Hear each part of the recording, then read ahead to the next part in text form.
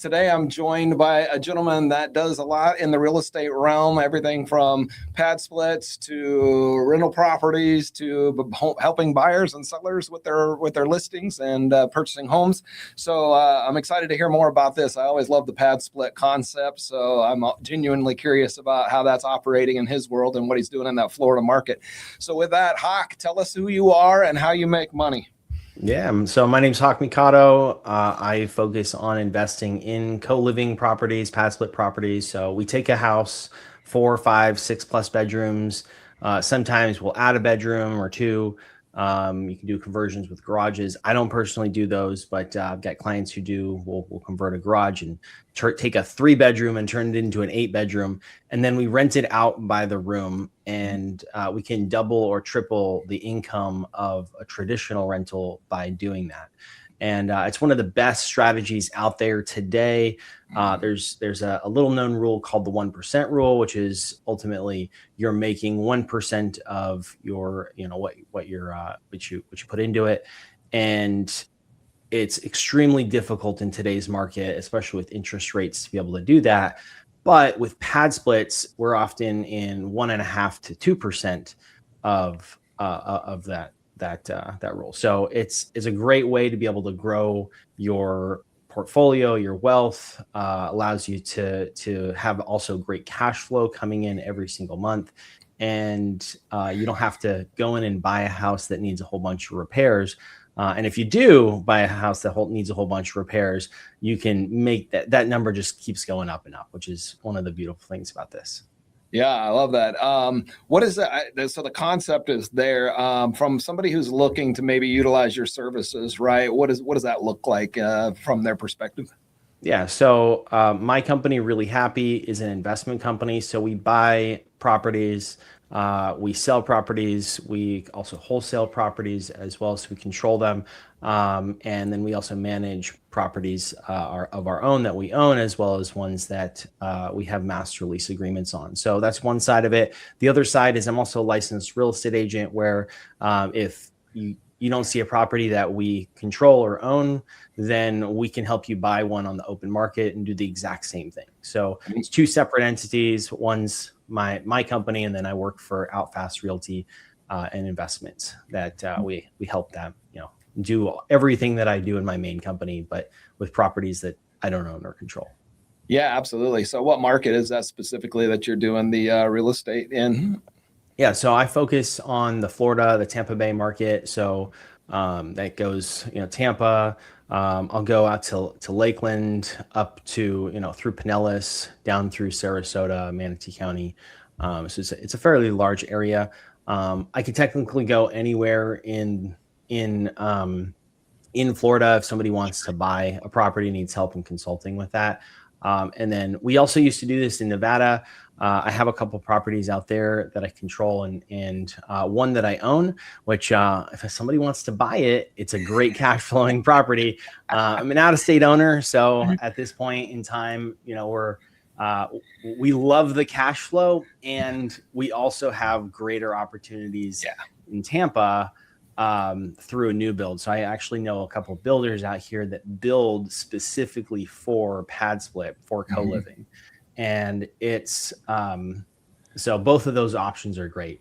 It really just depends on where you're comfortable investing, and if you've got a property anywhere in the country, I can help you get set up and going with it, and then I'd connect you with somebody who would actually manage that property for you. Yeah, that's hugely important. Is the management companies can kind of make or break it, right? That lease, right? As far as the right tenants in there, the right responses, the right property managers, those type of things. Where's your property in Nevada? Just out of curiosity. Yeah, so it's in Henderson, Nevada, just outside of Vegas. Okay, yeah, I used to have one there. That's why I asked. So beautiful area. I think it was Marysville Circle, somewhere off of Eastern and the highway out there. So yeah, love that area. Honestly, nice. I kind of regret selling that one, to be honest with you. So yeah, I do love it. It was set up on a little bit of a hill, so you could see the the downtown skyline and everything. So beautiful area. Yeah, I do like it. It gets a little hot in the summer, but I came from Arizona too, so it's kind of I'm used to that too. Yeah, I was just out there getting it prepped, we used to live there in that house, and eventually left, converted it fully into a pad split. But we left a bunch of our stuff in storage. So earlier, I guess last month now, I went out, got everything prepped, got it onto a moving truck, the whole 9 yards. And man, it was scorching. Yeah.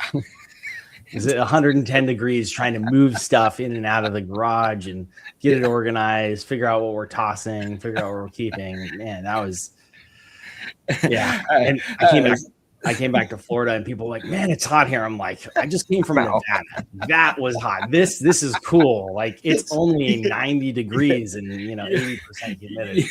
Yeah, you get third-degree burns sitting on leather seats, or even just the outdoor seats on the strip, right? It's like, I was joking off topic. I was joking with one of my friends. She lives in that area still, and she's a realtor. And she's like, it's so hot. I was like, yeah, I don't really think about it, but like guys usually wear like longer shorts, right? So it's usually cloth that protects the barrier between the back of the legs and the surface. I'm like, the ladies don't always have that luxury, so I'm like, I can only imagine how many back thigh burns that they get just in those climates for sure.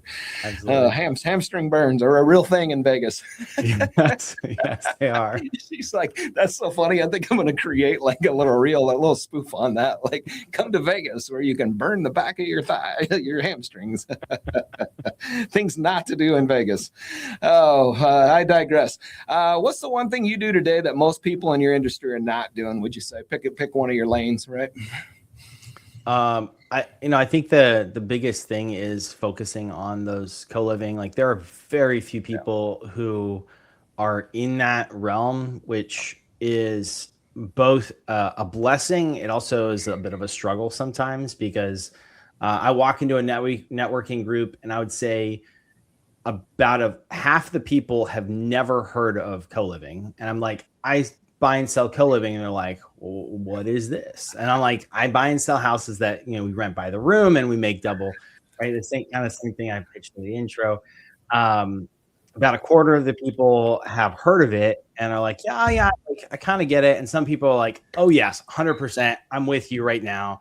But there's not a lot of people who focus on it as a like to help people buy and sell that from the realtor side and also the investor side, building that portfolio up and giving people opportunities from that. So I think that's a very unique part of what I do. And I've been doing it for over a decade. We actually got into it completely by accident. At the time, I was living in San Diego. I was doing like a vocational training program up in Orange County. And so I'd stay a couple weeks up, like a week or two at a time, go to this like intensive training. And all my savings were pretty much, I was living in, what are those, extended stay Americas, which are decent, right? I mean, there's nothing special by any means. But I was talking with my dad, and he's like, hey, you should check out this thing. It's called Airbnb. You can rent somebody's room for 2 weeks. And it was like $350 for a week. And I'm like, I spend that in 2 days at the hotel. So I was like, all right, I mean, what's the worst? I lose 2 days worth. And the best is that the rest of my training, I save thousands of dollars. And so I checked this thing out, and the lady, it was a husband and wife. The wife ran the whole thing, and we sat down one night we sat down one day, and she broke down everything for me. She gave me like, here's who we target, here's how we make sure we don't get party goers, here's how we, all the ins and outs. And at the time, my mom was actually in pre-foreclosure. She'd made it through 2008. And in 2011, she got laid off. And by 2012, she was completely out of savings. She wasn't making payments on, full payments on the mortgage. She was doing what she could. And we had already tried renting the other rooms in her house and had some horrific experiences. One guy, he literally went off his meds and like full psychotic breakdown, just just absolutely horrific experience. One lady, she trashed the room and then sued us because we didn't return her deposit. Of course. And so that was a pain. We ended up settling for 50-50. And then one guy or a couple that were there, they stole a bunch of my, like, I had like a whole bunch of first edition Pokemon cards. I bet you that stuff today is worth tens of thousands of dollars, like holographic. I had a holo Charizard, like that. I mean, that one card right there, it is worth a ton of money. I don't even go on to, I don't want to know how much it's worth. You don't want to know. No, thank you. And skipped out on rent too. So like we had all these bad experiences, and my mom is at this point in foreclosure, pre-foreclosure. She's got the lawsuit letter in the mail. And I come back, I'm like, hey, like, what's the worst? We should try this out and see if it works. So we took one of the rooms that we had and we listed it on Airbnb at the time. padsplit didn't exist. And the first person stayed and paid for like 10 days, I think, somewhere in that range. And he paid for half of what my mom owed on the rent, on the mortgage. And the second person paid for the second half.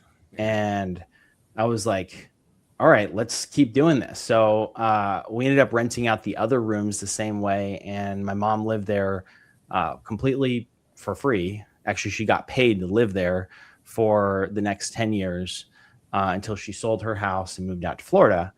And and we've of course bought multiple properties as a family. We have a small micro family office where we buy and sell and do all this stuff for ourselves. And it's been a beautiful journey, and I'm so grateful for the experiences that we've had. And out of that challenge came such an amazing thing that has allowed us to grow our wealth as a family from losing a house to millions and millions of dollars in assets under management. Yeah, no, that's awesome. That's it's an important story for sure. And that journey helps cement, right, why we always keep our eyes open to opportunities, right? I mean, that was a forced opportunity, obviously, but the creative people, right, find solutions, and that's a cool story with that. What are you focused on growing right now? Ultimately is our assets under management. That is mostly real estate, but I also I came from the marketing world for over a decade while we were also managing and building the microfamily office. And so I consult for equity. I have a full marketing team. Actually used to run a really large, we had 70 plus people VA office out of the Philippines many years ago. And the whole story behind that ultimately led me to buy the house in Nevada that I'm now selling. But that's for, I don't know, we have enough time for that one. And so I've taken my knowledge and experience of helping literally dozens of companies go from 6 figures to 7 and 8+ figures. And I got tired of both sides of it. One was not reaping the full reward of it. And then the other side is when you own a marketing agency, anybody who's been out there will see that if you have a client and they don't follow up with their leads, and then they blame the marketing agency for how shitty the lead is. Right. And it's like, okay, let me pick up the phone. And I like in front of them, we'll book like 2-3 appointments in an hour. And they're like, how'd you do that? I'm like, I picked up the phone. I worked. Did the work. I've been telling you to do this from day one. So now I take that same skill set and I invest in businesses that are ultimately struggling. I love working with companies that are making 6 figures, but they have poor marketing and operational systems. But they got great delivery and great customer service. So they got great reviews, but they have a terrible time getting clients in. And so I will come in and I will invest in it. And then I'll put my marketing team behind it and we then can scale it. And so I've acquired a couple companies doing just that. That's very cool. Give me something where you see the most leverage that you're getting today, right? Could be in software, could be in AI, could be in people. What would you say is kind of where you're seeing your highest return on your leverage? That there's so many things. It's not just one thing. I love AI, right? AI is a cornerstone of everything we do. I built dozens and dozens of apps at this point for my companies to help manage everything that, in the way that I want it done. Having come from that marketing background, I used to code, I used to hard code websites and things like that. So I understand maybe more so than others the principles behind it. I have no desire to line by line code. That's the most. No, never. I didn't like doing it when I did it. I don't like when people would be like, "Hey, can you code this for me?" I'm like, "Yeah, it's $1,000 an hour," and I had people pay that. Yeah, I'll do it for the right price. Yeah. And so it's I've taken that all that experience and I've used it to build apps to fully manage our systems. And most of our apps actually run on Go High Level on the back end using their MCP, which is I don't even remember what MCP stands for, but basically our app uses Go High Level as the back end, and then we get to fully manage it. And I've for one of the companies I own a gym, and we were going through some struggles, some growing pains. And I would just I kept hearing the same thing over and over and over again from our team. And ultimately it was all human error, 100% of it. And I'm like, I am fixing this problem. I am tired of hearing this. I'm going to take this, I'm going to fix it.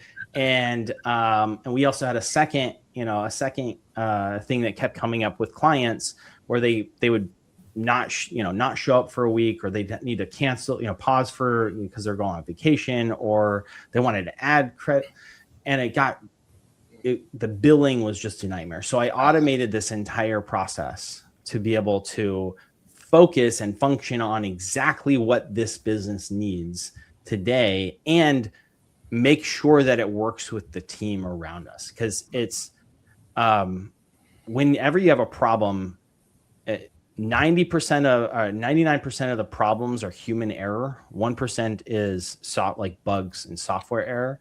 And if you can solve for both of those in one, because you control and own that asset, which has never been available until today, until the last couple of years, since Claude Code came out, that has been absolutely just a game changer for businesses. I go to this networking event and this guy, he's building this really cool app. It ultimately helps with social media addiction. And I started sharing. I'm like, look, you need to stop worrying about your app and start focusing on how to make money. He's like, well, 20 years ago, I could have an idea and a VC would fund it. It's that was 20 years ago. You're not. I can literally go online, find an app, tell Claude, build this, and an hour later, I have a replica of it. Exactly. It's that simple. So your idea is less important than how you can monetize it today, or use it to reduce cost, or have people see, okay, hey, this is something very different. So using that same idea, my wife sent me a text one day, and I have a team that helps build these things. So I was like, she's like, hey, is there an app like a dating app for parents to connect? And I was like, I don't think there is. There is one, it's called Peanut or something. It's specifically for moms to connect. Okay.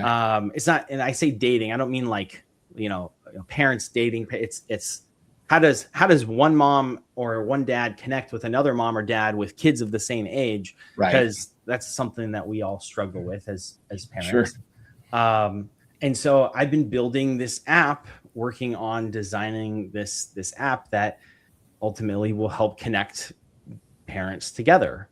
And it's got, it's going to have like a Bumble or a Tinder type swipe thing. And you got these profiles. And so it's having that ability today to leverage my time. I have never been able to get more done in a day than I have in today's day and age. And it's crazy how the timetable of everything has scaled so quickly over the last 24 to 36 months, right? It's just insane. Like you said, you can almost build an entire fairly sophisticated business, including fulfillment, including systems, processes, financial collection systems, you name it, in a matter of days, a week or less, right? I mean, it is bizarre and bonkers. Like personally, we use like Lovable, right? And we basically took every archaic, I say archaic, we've been in business 6 years, so archaic's not decades, but what we considered archaic from 6 years ago, our websites, our systems, our processes. We have 150 VAs that work for us in the Philippines that work directly for our company. And then we have 1,000 VAs that work for our clients. Long and the short of it is, right, it's a fairly spaghetti string connection points across everything, right? When you've got 1,000 clients and up to 2,000 VAs that work for them, so on and so forth. I mean, it's at scale, it gets messy quickly, right? And so to be able to basically just go in and chat it up in Claude code and then pull that into Lovable and have it program it. I mean, we've literally replaced almost everything we do today in a more streamlined, efficient manner. It probably took us 2 weeks, right, of going back and forth, of tweaking, modifying. This isn't the output we wanted. Let's tweak it a little bit, right? Overall, 2 weeks to rebuild a business of 6 years was crazy to me. Absolutely. When before I went to the consulting model, and we had a team of like I think it was about 20 people, and we got it down to 2 people because we took everything that we did, every process that we did, and we put it into at the time it was ChatGPT, all of our systems into custom GPTs. And literally now, like, I got one guy left that does all my stuff, everything, literally everything for that. He runs our ads, and his main skill set is ads management, right? So that was like, I like the fact, and he does an amazing job. And it's every time we launch an ad, we keep beating our previous metrics. It's beautiful. But it's so great to be able to do that, because once you have the system in place, all you have to do is train your VA or your team member to be able to come in, and it's like, all right, so here's our SOP, which is the number one thing. If you don't have SOPs in your business, like, this is not going to work. You shouldn't hire anybody until you have SOPs, in my opinion. 100%. We used to give out our SOPs to our clients because we're like, you don't have them. You should take these. You should use them. These work. Well,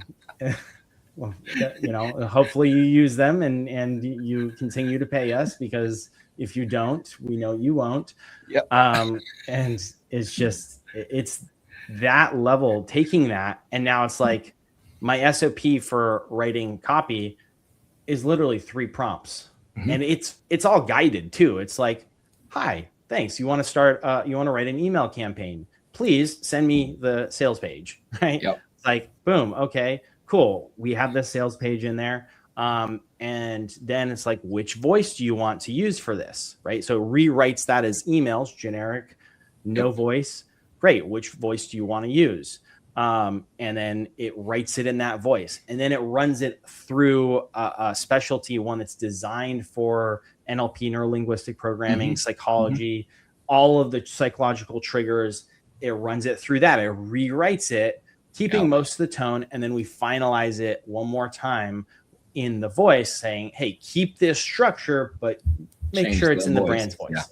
And it's those 4 steps. Every single time we need to make any type of content, it's those 4 steps. And we've actually been developing an app that has, it's literally a push of a button now, and it writes the sales page, it creates the ads, it writes social media copy, creates videos, creates the video contents, designs images. Literally the entire thing is done, which is why I have one guy now.